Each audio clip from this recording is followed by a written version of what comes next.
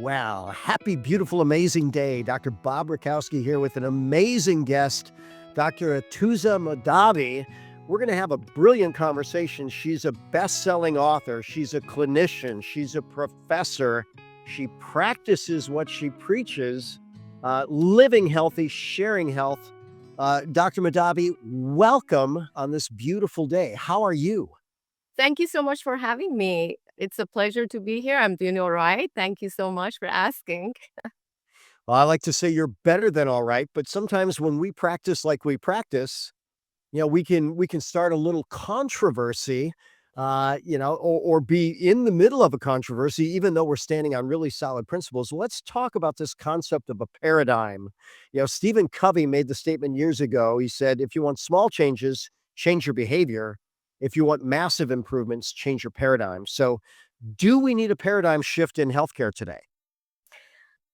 I would have to say yes, we do. But it does start with changing the culture of medicine, not only amongst our healthcare practitioners and the medical system and through healthcare policies, but also through individuals to change their mindset about what is health, what constitutes health, and what are the tools that are more effective in long term. So definitely each individual behavior matters, and there comes the culture that needs to be changed at the grassroots level, but definitely at a policy level, systems, etc. Yeah, that's going to be the fastest way to get the biggest change. But let's talk about how you go about working because you use timeless systems, use Ayurvedic medicine, you use balancing the structure, you use breath work. And by the way, chiropractic is much older than just 100 something years, right? It's many thousands of years old. But Mhm. let's go through those. Where do you want to start? Ayurvedic medicine, chiropractic, energy, acupuncture? I mean, either way, they're all holistic and they're all targeting the cause of ailment. So, one of the hallmarks of holistic medicine and the new paradigm would be to discover the cause of the ailment and address the cause and not simply masking the symptoms.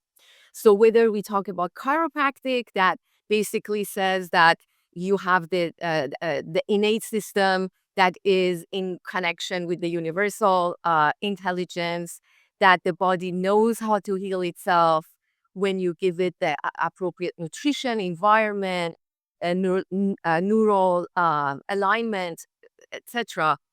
And so that's chiropractic. Now, Ayurveda also has a concept of nidana. Nidana is the cause of ailment.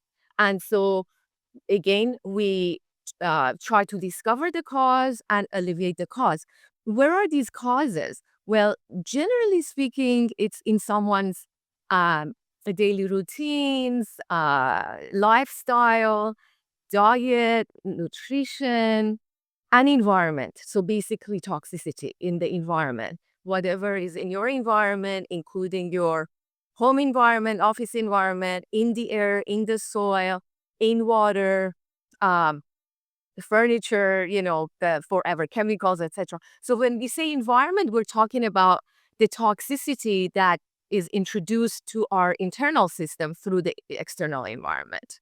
And so I think both chiropractic, functional medicine, and Ayurveda mm, have the same philosophy of find out what is the cause, fix the lifestyle, diet, nutrition, detoxification, and once you discover the cause, and that would be a long-term approach that is effective and warrants results and longevity in the long run.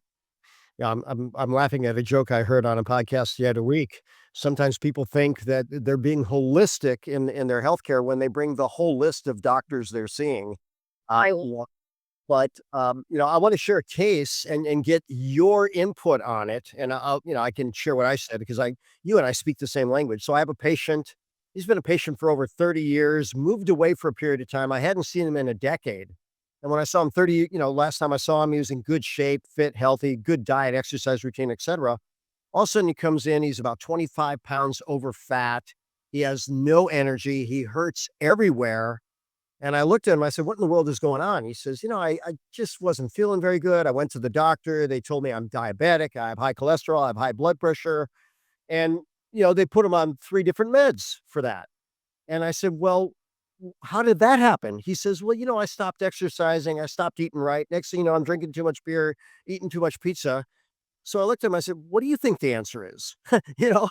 So I'm imagining you see that often. So let's bridge that with paradigms. Someone goes to a doctor, they're not feeling well. What does the doctor do and what's their first defense? And how do you do things differently from that? Let's Okay. take the same case. So the first simple answer that when someone walks into my practice, they shouldn't expect a 10-minute, 15-minute, 5-minute consultation. They're going to expect a 90-minute consultation. Yes. So because that 90 minutes, it's going to give me an overarching understanding of their entire lifestyle, including daily routines, including their work, including their stressors in their life, including their environment, diet, nutrition, obviously, medical history, etc., etc. So that's the number one difference, that if someone is seeking a doctor or practitioner that is starting at the very first level, um, on a thorough evaluation and examination and consultation. That's the hallmark of a great doctor, a great practitioner. Unfortunately, many medical doctors that are stuck in the insurance system are only spending, if you're lucky, 15 minutes with you. Your general practitioners, your family doctors, internal medicine. And that's hardly enough to, get 5 minutes of that is writing the prescription, like 5 different meds. So, and then during my consultation and evaluation, like I said, I'm asking all these questions, which then I can put it together in a sense, and I'm sorry, and figure out what is the cause of their ailment as far as their diet, nutrition, lifestyle is concerned. So that's the first step. That's one of the main important um, considerations, is the doctor trying to figure out what in your lifestyle is causing your health issues, and then accordingly address it. Well, how brilliant, right? So what you're suggesting is some random accident just didn't happen. This person one day was well and suddenly became sick. It's no, they earned it through the choices that they've made, essentially, right? Good or bad. We were taught in school way back when that if you took a good history, you ought to be able to get 90% of the way you need to get with where you're going with patients. So, you know, why do you think it is that doctors, you did mention the time element, but is there more to it than that? Why are they not taking the time to learn what's going on with the patient? Why aren't they taking the time? When one is, the system is designed that way. Like, if they're gonna pay their student loans, and if they're gonna pay their overhead and office staff, etc., and be within the insurance reimbursements, etc., they have to see 30 patients, maybe 50, 60 patients a day. Uh, but that's number one. Number two, they're not trained that way in medical school. So their training doesn't include nutrition, diet, lifestyle medicine, energy medicine. Their training, their education doesn't include any of that. So we cannot expect them to understand the intricacies of causation, right? Now, some of them understand it. They know, well, if you eat better, if you sleep better, if you exercise, etc. But they're also not trained to take the appropriate dietary questions, lifestyle questions, etc. Yes, they take medical history, and that usually is before you see the doctor. You're filling up the chart. Uh, okay, did you have this? Have you had this? Have you had these surgeries? Have you had this? What medications? And if you're lucky, maybe the doctor will review that 2 minutes, either during your consult or before you go in, etc. So the whys are numerous, I guess, but some of the most important ones, I believe, are the ones that I just mentioned. And also it used to be, and I'm gonna post this like maybe today or a few days from now. There used to be that people who got into medicine, like medical doctors, um, 100 years ago, 150 years ago, they really did it based on their humanitarian love for embarking on a journey of healing, right? And they really, that was their number one goal. But unfortunately, as the culture globally has changed towards more wealth, success is defined as financial wealth, then they have lost that initial intention that was, well, I want to be a doctor because I really want to help people.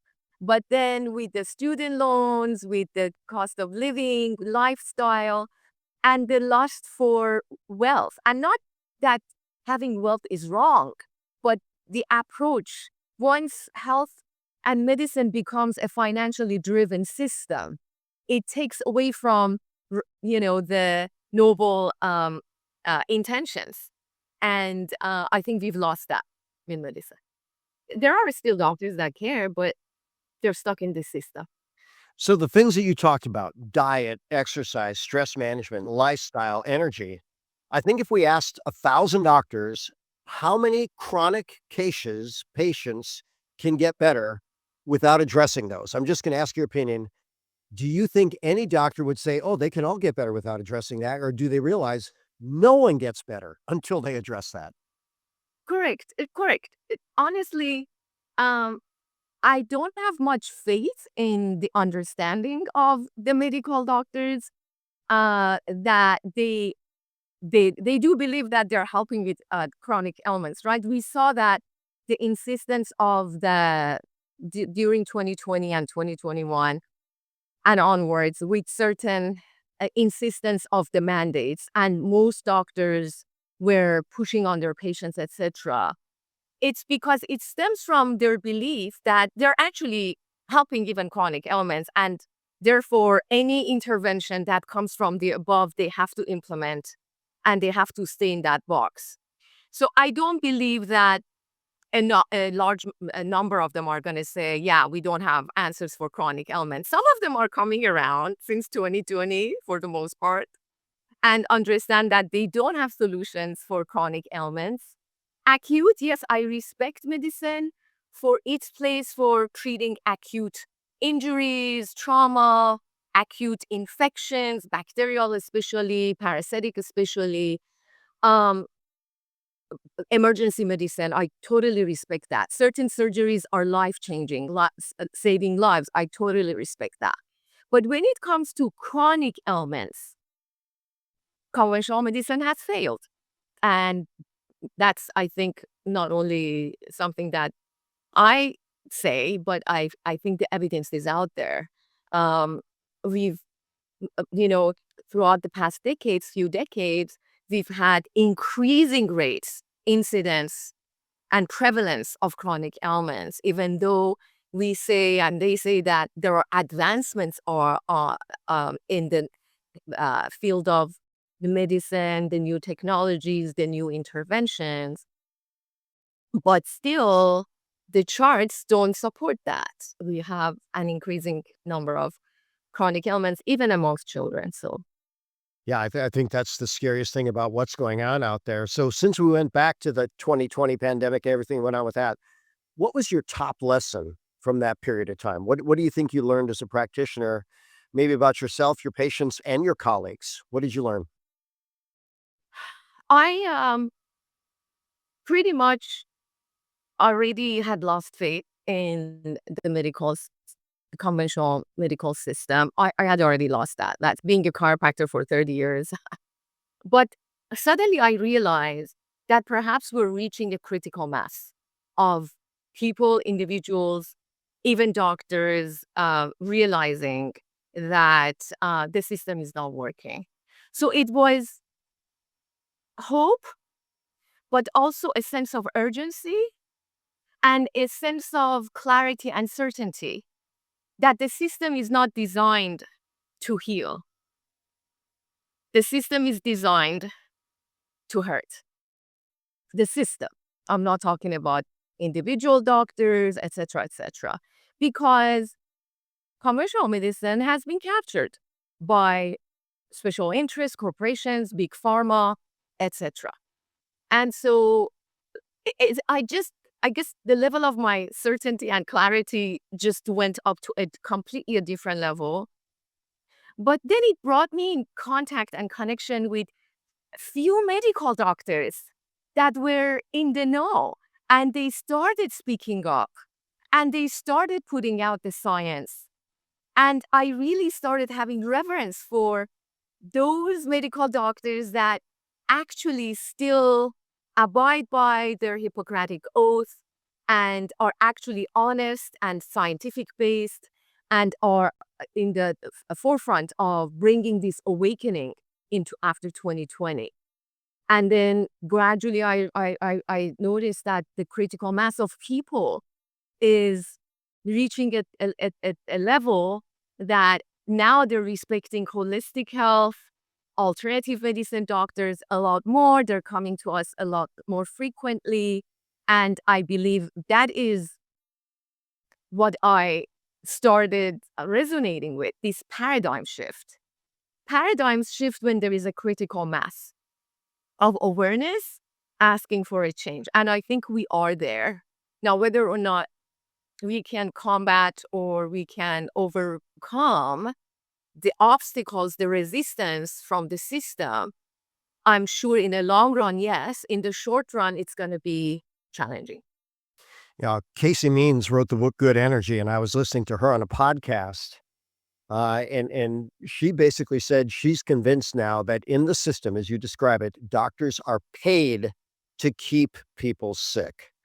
And so keep in mind, she was, nominated for Surgeon General, and I don't know that she ever made it through that approval process. I don't follow politics that close, but she made a very good point. By the way, I was also listening to a podcast the other month. It was a very famous medical doctor, and the podcaster asked him, "Would you encourage your kids to get into medicine?" And he said, "No way."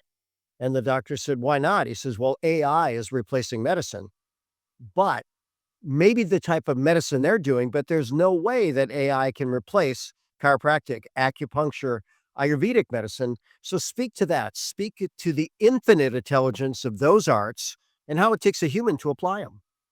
Absolutely. I mean, for example, Ayurveda.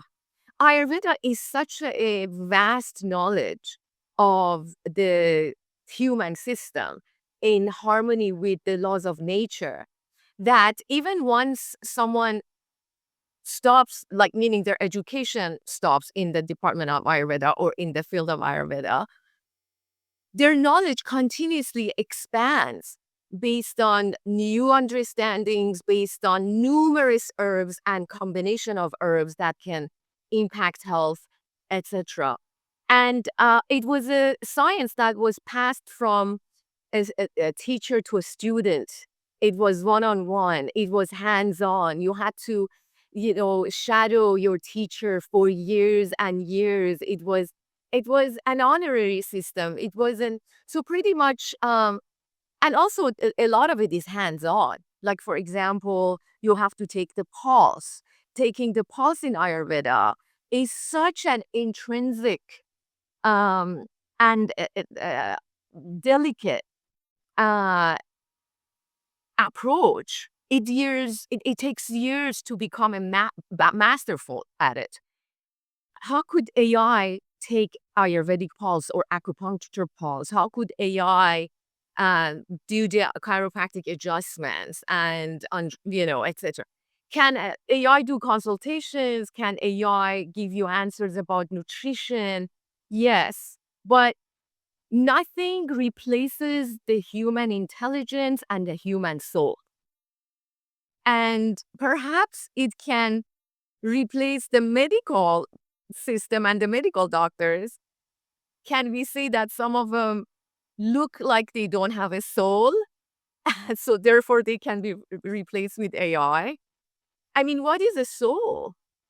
That connection with the divine, with the creator, with something outside of us that is all knowing, all present, has within it the capacity to do miracles, to change destiny, etc., etc. That's the soul's connection to the divine.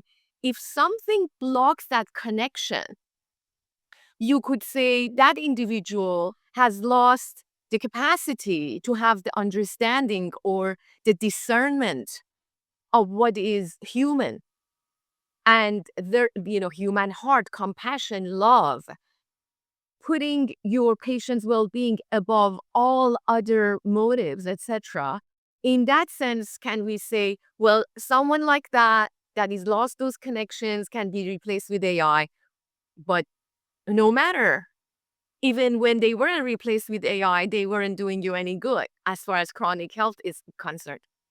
But even, that patient-doctor relationship that by itself could be healing, that is lacking when it comes to your relationship with AI. You know, the, Or doctors in the wrong system, you know? I'm imagining a patient with a 90-minute consult with you.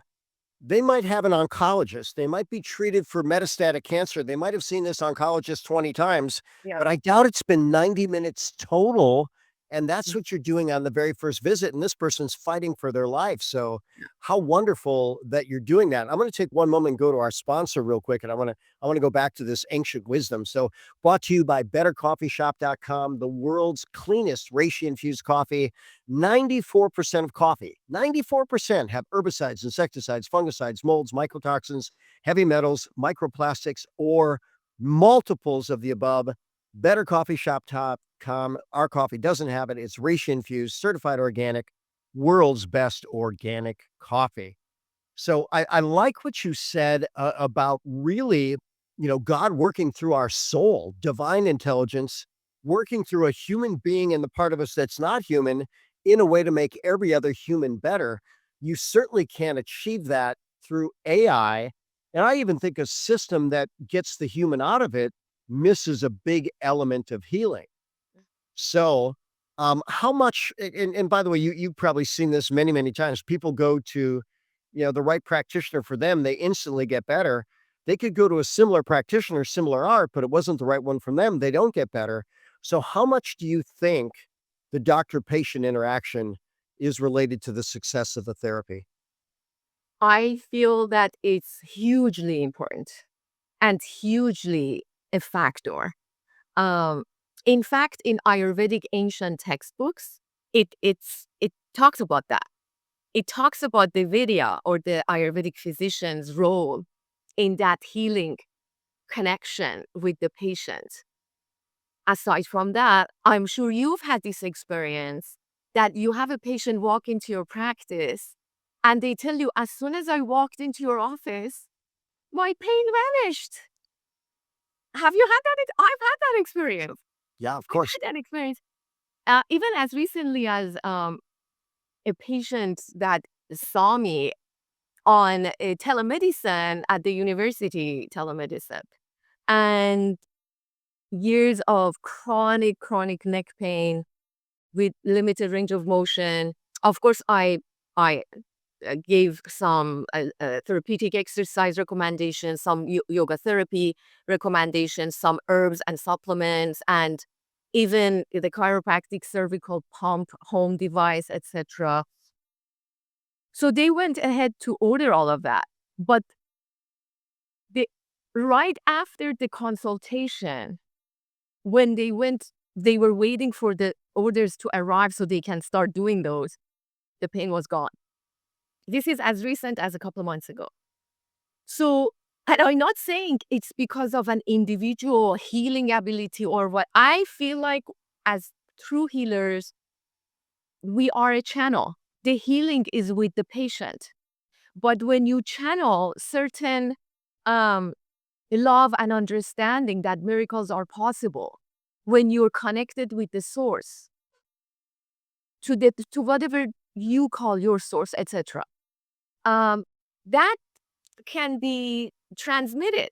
And so I'm a big believer of that, that the presence of the doctor, an actual doctor, with the patient is a big part of healing, the healing process, and it cannot be denied. So AI, whatever you want to say, however intelligent it does not replace the human soul, the human emotion, the human God code, whatever you want to define it as, and that connection with the divine. And they can try as much as they would like to, but I don't think they will succeed in replacing that. Well, you are clearly wonderfully connected. What is your favorite strategy to help people get, connected to God, to divine, to infinite everything? Do you have Yeah. a strategy for that? So I first aim to understand what are the kind of belief systems of my patients, because not everybody comes from the same belief system or religion or spiritual background. Some could be even atheists. And so I kind of tap into that. And then obviously, one thing that I use with everybody across the line, it doesn't matter what their background is, I try to have them understand the mind body connection. In my book, Holy You, which is available on Amazon, I have a chapter on health revolves around mind, body, spirit, or mind, body, consciousness. And I try to get that connection with them understood, mind, body. And depending on their background, I encourage them to uh, meditate on the words of God or meditate on affirmations. So if they don't believe in God, if something is blocking that, affirmations. If the mind is scattered, if the mind is constantly bombarded by negative thoughts, I teach them how to write down some sentences that can be short and can be memorized and do affirmations. Watch your thoughts. So, mindfulness. Watch your thoughts. As the thought comes, breathe. Bring in your breath awareness. I teach them breathing practices, pranayama, etc. If they believe in a God, I ask them to really deepen their connections with the divine and pray, but not pray in a begging sense. Pray in the sense of you have been given authority over this, and God has given you that authority, that you pray with expectation. And it is done as it is done already. And that what you're asking, your health, etc., it's already done. You pray in those, sense of it's already done. You're just putting that out there. And yoga therapy. And in yoga therapy, the sequences are designed based on the patient's condition, constitution, etc. And like I said, the connection part, uh, the connection with the soul or with the spirit, etc. I try to also demonstrate how important it is to have a purpose in life, to have meaning in life, because without a meaning in life, your joy is stolen. If you don't serve a purpose higher than yourself, if your work is not attached to a sense of purpose, no matter what you do, no matter what you do, then that takes away from joy and it brings misery. You're a waitress, you're a delivery person. Try to connect as many good things that delivery is bringing to your client or to the person you're. Every profession, every job has higher values. Try to, so meaning and purpose. What is your purpose? Raising a great, healthy family if you're a housewife? Raising great kids that are going to serve humanity? Mind, body, consciousness, mind, body, spirit, soul, meaning in life, purpose in life, your breath, mindfulness. What are your thoughts that you're entertaining? So basically, this, in a quick sense, I guess, gives you an overview of some of the tools that I use. Oh, I love it, and I'm having, so many patients are coming through my mind. People are struggling and they don't know why, and a lot of times it is they haven't found what they're here to do. Mark Twain said the 2 most important days of our life, the day we're born and the day we find out why, and I'm seeing that you turn on a lot of lights for a lot of people, And that might not even be what they originally came in for, but it's hard to get better without purpose. Thank Oh, you. Absolutely. Yes. I'm amazed. It's, we've got a timer on the screen. It's already 30 minutes gone, which is about the time I use for my audience. How do you want to wrap up with everybody? What final message and how can people reach you? You seem like, the whole world should be in contact with you. Oh, thank you so much. You're so generous in your kind comments. They can reach me through my website, yourvitalitydoctor.com, all spelled out, yourvitalitydoctor.com. Um, and they can call my office, 310-289-9770. And my final message, and also my book, Holy You, some of the concepts I talk about, Holy You is on Amazon by Dr. Atousa Mahdavi. Uh, my final message is for everyone to understand that health is a dynamic process and it is not an absolute constant, but it is an ever approaching a state of health that is relative. So if today you don't feel well at all, don't lose hope tomorrow, even if you're slightly better. A year from now, you may be an inch better, but do not lose hope. That's the problem is that sense of depression and losing hope, that fear that pushes people to do anything and take the three meds that your example, for example, your patient, the doctor said, oh, and I have patients that are on 20 meds, 10 meds. Um, so if you understand health is dynamic, it's not an absolute, you start to respect and love your body. That is right now is not perfect.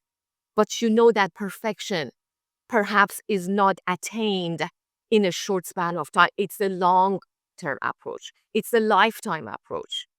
Don't lose hope. Everything changes. Everything is dynamic. And believe in the power of the body to change, to heal.